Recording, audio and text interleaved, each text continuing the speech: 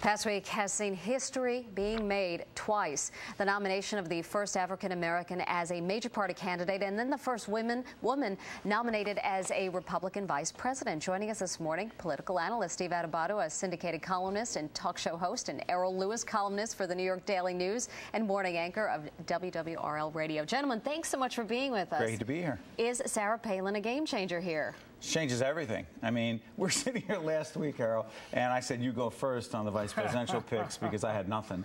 And we had nothing. Nobody had this. And I have to tell you that John McCain gets big points in my book for going out of the box, for being the maverick everyone said he would be. The question now is she this incredible choice that changes everything for those Hillary voters who are still somewhat upset, or is she the female Dan Quayle? What do you think? Yeah, I mean, look, I think this betrays a level of panic, actually, or near panic in the McCain campaign that none of us really knew. I mean, we knew that they were having problems, that they're outspending Obama in many states and seeing nothing in the way of a poll response in key battleground states. We know that he's been doing really one campaign event a day, that he's getting beat just on that level, you know, but to see him respond with this by really just kind of going to somebody who nobody knew about, that he barely knows, he's taking a big chance. But leading into the Democratic convention, we were looking at pretty much a dead heat, a statistical dead heat leading into Democratic convention. We haven't seen much in the polls after that. But why would you then say it's panic when it was statistical dead heat? Oh, no, statistical dead heat in the national polls. But as we've learned over the last two cycles, what matters is state by state. Exactly. And state by state, when you're outspending, you know, and the Republicans were outspending Obama considerably in Michigan and in Pennsylvania and in Missouri and in all these other states, and Obama was either tied or ahead in those very same states. But so they needed to do something. Respectfully, I disagree with the whole panic thing.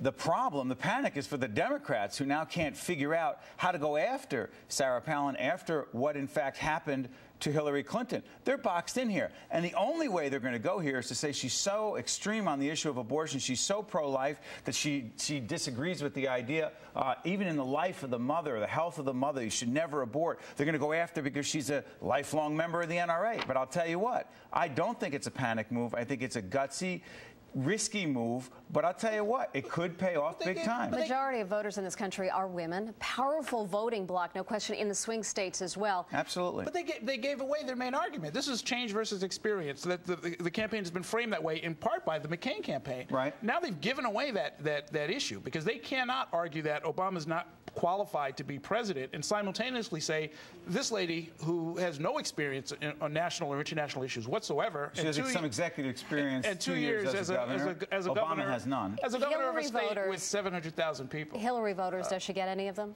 Oh, I think she gets a significant number of them. However, it does depend upon what happens when she gets. We were talking about this in the makeup room. A lot of time in makeup. But I'll say this. When the question gets asked, do you agree that it is another story, that in the life of the mother, that abortion is still wrong? If she answers that question down the line, Mary, and has such a tough position, she will lose some of those Hillary supporters. If she can soften it a bit and say, okay, she's pro-life, but she does understand certain exceptions. Listen, she knew at 4 months that her baby was going to have Down syndrome. She chose not to abort. Testing. Yes. She gets points in a lot of people's book for being courageous. That's different than making the law of the land. Sure. You can get respect and not get votes. And I think that's what you'll find from a lot of women. That, yeah, I respect the choice that you made, but the notion of making it everyone's choice is not going to fly well. We're talking about Palin, but should we mention Gustav? Definitely having effect on this Republican convention. Democrats may be kind of saying, well, you know, this is going to definitely change up the convention quite a bit, and Republicans saying we may have to delay. Some of these speeches might have to get canceled. This is a big issue. Because, you know, what we learned after Katrina, what we learned after so many people's lives were devastated and the federal government failed so miserably, is that you can talk about politics back and forth on a Sunday morning, and it's great in this country that we can express our point of views, but the reality is it's people's lives that matter more than what we say, and that's why it's more important than a political convention. Yeah, I got to say, in part because it's in my column in the Daily News today, that the basic problem of Katrina has not been fixed. There's something called the Mississippi River Gulf Outlet, Mr. Go for short, which funneled all of the water into the middle of the city and really contributed to the drowning of the city. They have not made a decision to close that. And until they've done that, That's where the real danger lies today. If Gustav hits directly again, there could be another storm surge that goes right into the heart of the inner harbor, and you'll have the same problem. And the candidates are going to have to go online to say exactly how they would handle such a crisis. Steve, thanks so much. Errol, thanks so much. Good to see both Great of being you here this morning. And remember, CBS 2 is your campaign headquarters. Remember, the McLaughlin Group airs at 8:30 this morning. Then Bob Schieffer will have much more on the race for the White House and Face the Nation at 10:30.